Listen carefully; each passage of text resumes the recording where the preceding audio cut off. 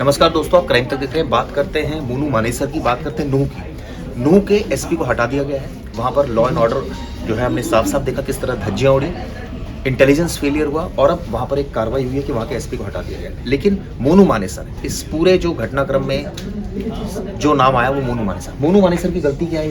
क्या वो सुनील भाई उसकी वजह से दंगे भड़के कहा जा सकता है इसे? देखिए, जिस तरह का उसका जो वीडियो आया था तो वीडियो में उसने इस तरह की बातें कही थी कि वहाँ पर ज़्यादा से ज़्यादा लोग संख्या में आए और ज़्यादा से ज़्यादा हम भी वहाँ पे पहुँचेंगे, लोगों को अपील की थी। तो जो वीडियो आया तो केवल वीडियो में उसने ऐसी कोई बात नहीं कही थी कि भाई उससे दंगा भड़क जाए, लेकिन उसने जो बातें कही थी दंगा भड़कने के लिए ऐसी कौन सी बातें कहनी चाहिए जो वहाँ वीडियो में? तो उस समय उन लोगों का तो यही कहना है कि इसने मोटिवेट किया कि वहाँ बहुत सारी कम्युनिटी के लोग आ जाएंगे।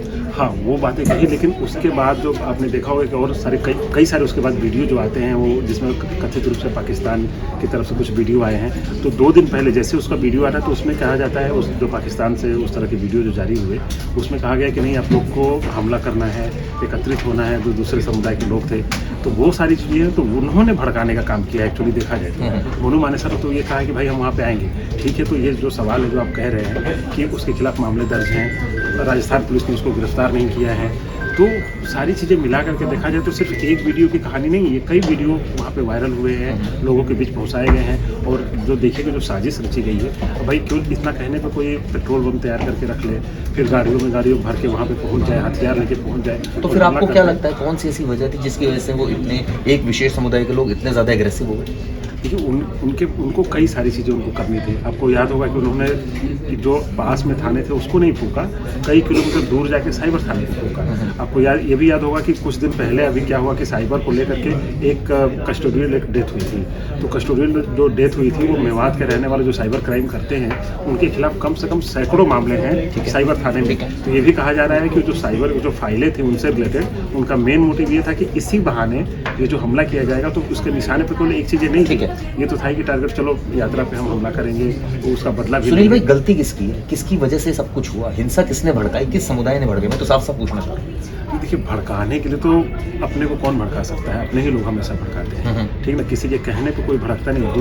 दूसरा होता क्या है कि अगर हमें कोई चीज़ आपको भड़काना है तो आपका जानने वाला ही कोई कुछ कहेगा तभी आप उसकी बात मानेंगे। तो मेरी बातों को आप दर्शक भी समझेंगे कि कौन भड़काया। ठीक है, मैं डायरेक्टली नहीं वो चीज़ कहना चाह रहा हूँ, लेकिन हमेशा कोई अपना ही आपको भड़का सकता है, दूसरा नहीं। दूसरा सिर्फ आपको वो कर सकता है, प्रोवोक कर सकता है, वह ऐसा करो, लेकिन अपने ही लोग भड़काते हैं। तो जो अपने जो वीडियो जारी किए कि नहीं हमें बदला लेना है, ये वही है जो हमारे लोगों को मारा था। तो ये सारी जो चीज़ें होती हैं। तो अब थोड़ा सीक्वेंस अगर मैं थोड़ा पीछे चले जाएं, इसके ऊपर मुकदमा दर्ज हुआ मोनू मानेसर के ऊपर, जांच हुई। जांच में अभी तक अरेस्ट नहीं हुआ है। 11 आरोपी थे, 3 अरेस्ट हो गए, अभी 6-7 आरोपी बचे हुए इसमें, जो समझ में आ रही है पूरी कहानी। इसके बाद अभी तक राजस्थान पुलिस का कहना है कि हम हरियाणा में नहीं आ सकते क्योंकि हरियाणा पुलिस घुस नहीं देती। इसको किसी फरारी के लिस्ट में नहीं डाला गया। क्या इसका इन्वॉल्वमेंट था मोनू मानेसर का नासिर और जुनैद की हत्या में? देखिए, इन्वॉल्वमेंट तो थी। जो उस समय की जो भी चीज़ें आई थी सामने खुद ये। तो फिर पुलिस ने अरेस्ट क्यों नहीं किया राजस्थान पुलिस? अब यही देखिए, वो कह रहे हैं कि हम जाते हैं अरेस्ट नहीं कर रहे हैं, वांटेड की लिस्ट में भी नहीं है। वाकई ये बड़ा चौंकाने वाला सवाल है कि पूरी साजिश जो चीज़ें हैं, तो मतलब हम कह रहे हैं कि जब तक अरेस्टिंग नहीं हुई कोर्ट डिसाइड करेगा ना कि आप इसमें हैं नहीं है। जो चीज़ें अभी आपके पास जो सबूत मिल रहे हैं उसके आधार पर आप गिरफ्तारी करते हैं, पूछताछ करते हैं, लेकिन उन्होंने तो कुछ किया ही नहीं है इस पूरे केस में। अब कह रहे हैं कि अरेस्टिंग के लिए जैसा बता रहे हैं कि हरियाणा पुलिस आने नहीं देती है। आप वहाँ पहुँचे तो सही। अब वैसे तो जो मेवात का जो एरिया है वहाँ पे देश भर की कहीं की भी पुलिस आती है, वहाँ पे एंट्री नहीं होती है, वहाँ पे मारे जाने का डर रहता है, लोग पथराव करने लगते हैं, एकजुट हो जाते हैं, फायरिंग तक हो जाती है, कई बार पुलिस वालों को चोट भी लगी है। तो ये तो हुई एक डर वाली बात, ठीक ना। लेकिन इस केस में क्या था कि इस केस में पुलिस को एक्शन, मतलब पुलिस अगर वहाँ पे आती तो ये जो साइबर क्रिमिनल हैं वो वाले ये सारे काम करते हैं, लेकिन अगर मोनू मानेसर को गिरफ्तार करने के लिए आती तो मुझे नहीं लगता कि कोई विरोध। चलिए, इस बात की चर्चा बाद में करेंगे। पहले तो मैं आपसे सीधा आपने बोला है कि वो इन्वॉल्व है। क्या सबूत है मोनू मानेसर इस पूरे मामले में इन्वॉल्व था? उसने इस हत्याकांड को अंजाम दिया था? देखिए, उस समय की जो चीज़ें आई थी उस टाइम पे जो भी इसमें जो इन्वॉल्वमेंट की बात आती है तो उसने कभी ये भी नहीं कहा कि हम इन्वॉल्व उस तरीके से नहीं। आज बोला उसने, जब इंटरव्यू दिया आज तक तो उसने साफ कहा मेरा तो कोई इन्वॉल्वमेंट नहीं है, मुझे जबरदस्ती इस केस में लपेटा जा रहा है। नहीं, वो तो अब तो कहेंगे ना, उस टाइम पे जो चीज़ें आई थी उस टाइम पे जो लोग पकड़े गए थे जो चीज़ें आई थी, तो उसमें ये हुआ था कि ये अब सबसे बड़ा वहाँ का जो गौरक्षक है जो इस तरह की चीज़ों को करता है, सबसे बड़ा नाम इसी का है, ठीक ना। तो हो सकता है कि मारने में आप ना भी रहे हो, लेकिन साजिश में तो होंगे। पूरी जो प्लानिंग होती है, अब जैसे इसी केस में अगर इसी केस को लिया जाए तो उसने एक वीडियो जारी किया, उस वीडियो के बाद ही चीज़ें ज़्यादा दूसरे होती क्या इसको इस सेंस में माना जाए, तो है क्या इस सेंस में माना जाए कि पुलिस ने उसको अरेस्ट नहीं किया, ये गुस्सा एक विशेष समुदाय के अंदर था और उसके बाद उसकी वजह से वो भड़के हुए थे और उसके बाद एक वीडियो आता है जिसमें कहता है मैं आऊँगा। हाँ, सारी चीज़ें तो उसी को मिला करके देखिए, जो पुलिस ने वहाँ पे जो उनके जो इनपुट थे, जो उनके जो खुफिया एजेंसियाँ हैं पुलिस की, उन्होंने क्यों इनपुट दिया? उसी के वीडियो के बाद ही तो इनपुट दिया कि हाँ यहाँ पे कुछ हो सकता है, कुछ साजिश हो सकती है। तो उस वीडियो के बाद और लेकिन जो पाकिस्तान से जो कथित तौर पे और तमाम जगहों से जो वीडियो जो जारी किए हैं, तो उनका बहुत बड़ा रोल है। अब ऐसा नहीं है केवल एक वीडियो अगर हम कह दें कि केवल उसकी वजह से सारी चीज़ें हुई हैं, तो ऐसा नहीं है। अब देखेंगे कई सारे वीडियो में ये कहा गया है कि नहीं, अब नहीं तो प्रवोक होने की जरूरत ही क्या थी? इस तरह से प्रवोक होने का कोई तरीका थोड़ी है कि अगर मान लीजिए वो प्रवोक कर रहा है तो प्रवोक को इस तरह से हंगामा कर दें। अब वही है ना कि दूसरे जो समुदाय के लोग हैं उनको तो यही लगता है कि मेन आरोपी जो है मोनू मानेसर है, इसको पुलिस ने कभी गिरफ्तार नहीं किया, इस पर कोई एक्शन नहीं लिया, ये आराम से खुलेआम घूम रहा है, आराम से वीडियो बना रहा है। तो इनको इस बात की चिढ़ थी कि ये कैसे ऐसा हो रहा है, तो ये जब इस तरह की चीज़ें कर रहा है तो हम उसका बदला लेंगे। और दूसरी जो बात थी कि उनके खिलाफ जो इतनी सारी FIR हुई है, इतनी सारी जो कार्रवाई चल रही है, तो वो ये भी चाहते थे किसी भी तरीके से आपको अब बहाना उनको चाहिए था कि हम साइबर थाने पर पहुँचे, उसमें आग लगा दें। 2 थाने और बीच में, ठीक है, मान लिया आपकी बात, ये वाली बात आपकी हो सकता है, ये बात इसमें दम हो क्योंकि वहाँ काफ़ी सारे उससे रिलेटेड केसेस चल रहे हैं। सवाल नूह पर भी आता है, सवाल ये भी आता है कि क्या मोनू मानेसर मुसलमानों के खिलाफ कोई एजेंडा चला रहा है, या मोनू मानेसर के हमने बयान देखे मुसलमानों के खिलाफ बोलता है, वो उस पर ये भी आरोप लगे कि उसने जिन गौ तस्करों को पीटा, ये कहकर के गौ तस्कर है, असल में गौ तस्कर नहीं थे और वो मुस्लिम कम्युनिटी के थे, इसलिए उनका वो गुस्सा भी उन लोगों के अंदर है। हाँ बिल्कुल, ये गुस्सा तो रहता ही है। देखिए इस तरह की जो भी चीज़ें आती हैं, आप देखते हैं कि जो भी मतलब गौ इस तरह के नाम पे, मतलब समुदाय के नाम पर कोई भी आवाज़ उठाता है, आप देखिए जो उसको वीडियो है वो खास तौर पे बोल रहा है कि नहीं हमें इकट्ठा होना है, मुझे आना भी है, लेकिन वो अच्छी तरह ये चीज़ जानता था कि मुझे लेकर वहाँ के लोगों में क्या सोच है, लोग क्यों गुस्सा करते हैं मेरे नाम पे, तो फिर भी उस तरह का वीडियो आप जारी करते हैं। चलो ठीक है, वीडियो आपने जारी कर दिया, उसके बाद ये जानकारी पुलिस को भी मिलती है, उसके बाद ये चीज़ें सबको पता होती हैं कि आजकल सोशल मीडिया पे जो भी इस तरह के वीडियो है उनको तुरंत तोड़ मरोड़ के या फिर लोगों को एक्साइटेड करने, उस तरह के करने के लिए कि भाई आप गुस्से में आ जाओ, आप हमला करो, उत्तेजना फैलाने के लिए, तो वो सारी चीज़ें की जा रही है। बहुत सारे वीडियो आए, आपने देखा होगा कि जब वो सोशल मीडिया पे चला तो उसमें खास समुदाय के लोग जो दूसरे समुदाय के थे, उन्होंने कमेंट करके ये लिखा हुआ था कि हाँ हम इसका बदला लेंगे, हम तुम्हें छोड़ेंगे नहीं। हम अब बहुत सारी चीज़ें, सब चीज़ें सामने आई हैं, उसको हम नहीं दिखा सकते यहाँ पे सोशल मीडिया पे, लेकिन ये चीज़ें आई हैं, तो लोग एकजुट होने की अपील कर रहे हैं उसी पे कमेंट बॉक्स में कि नहीं हमें एकजुट होना है, हमें ये चीज़ें करनी है। तो क्या ये माना जाए कि मोनू मानेसर की वजह से ये एक कुछ हद तक ये सारी चीजें भी? हाँ कुछ हद तक तो है ही। देखिए शुरुआत तो पुलिस को उसको अरेस्ट करना चाहिए।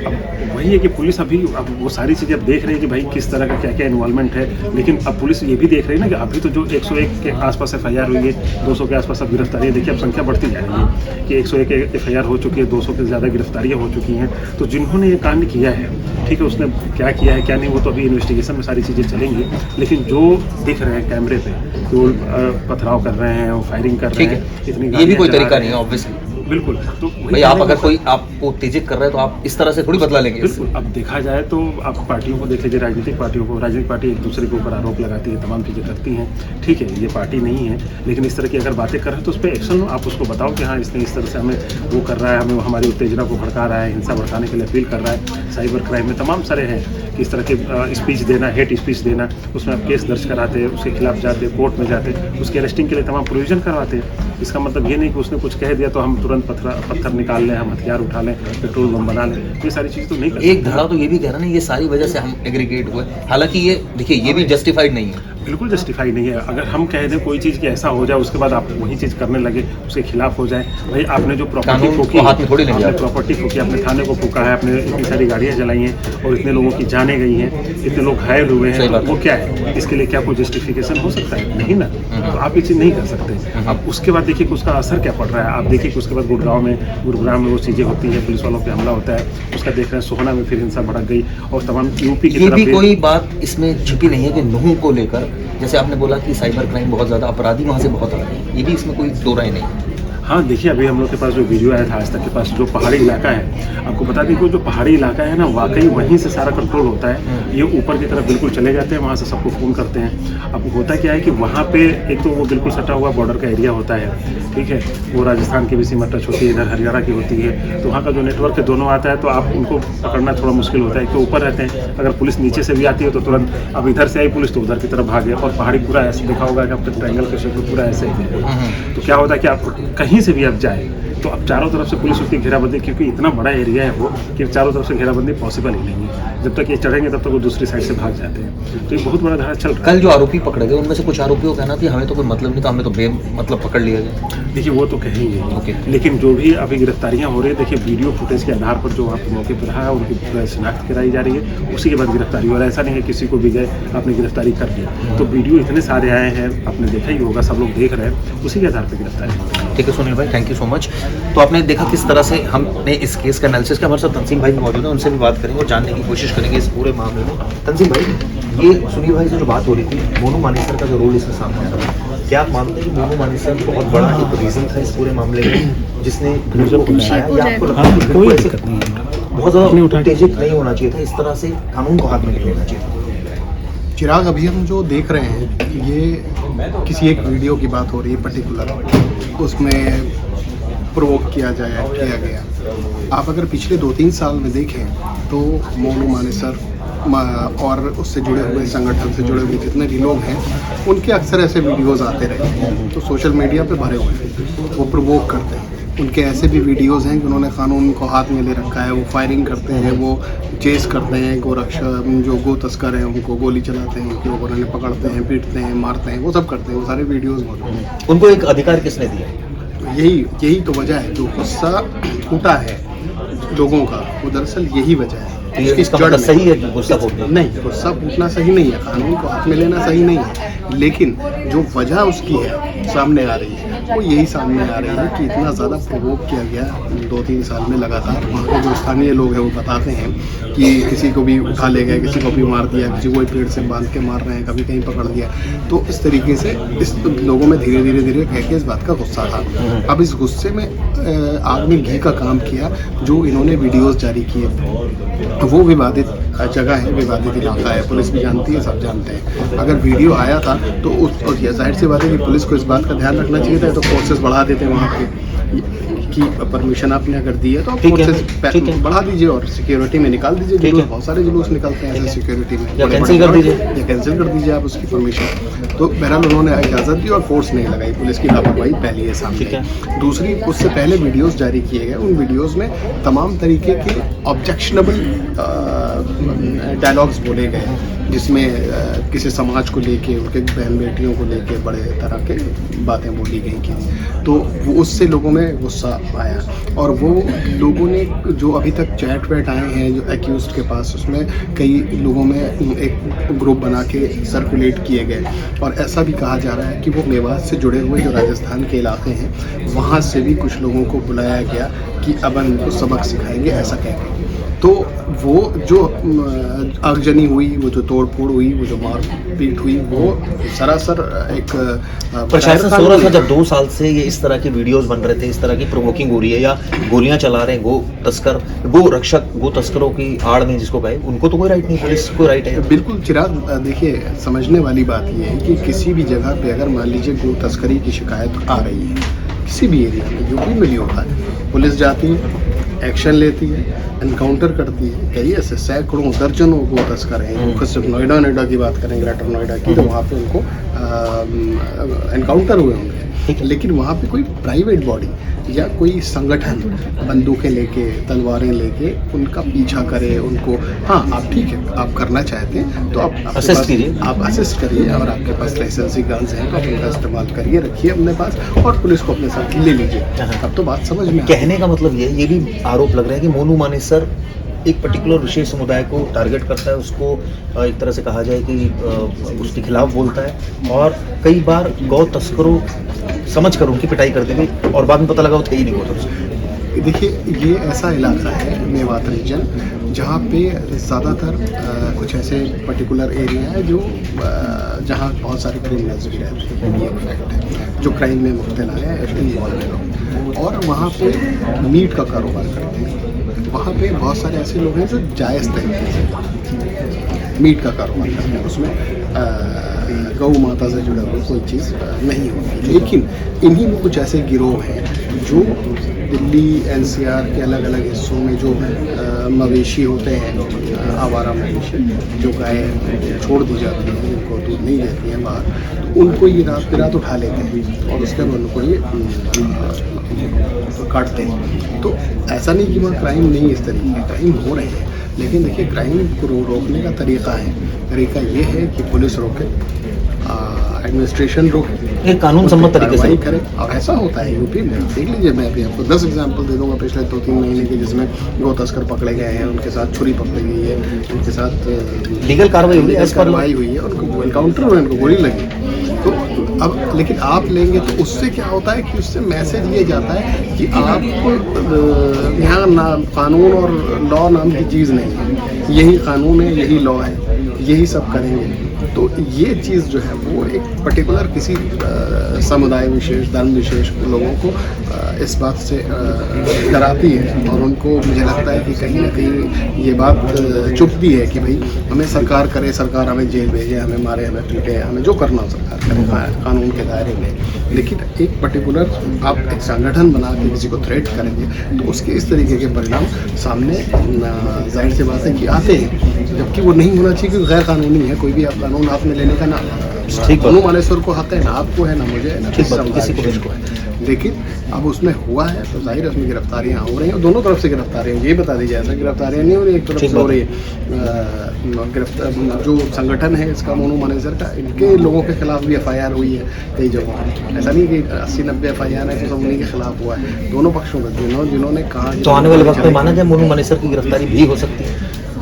देखिए, इच्छा शक्ति की बात है। सरकारें अगर चाहें तो भाई ऐसे लोगों को, या तो उसको आप उसको वार्न करिए कि भाई आप इस तरीके से आइंदा नहीं करेंगे, तो आपके खिलाफ कानूनी कार्रवाई की जाएगी।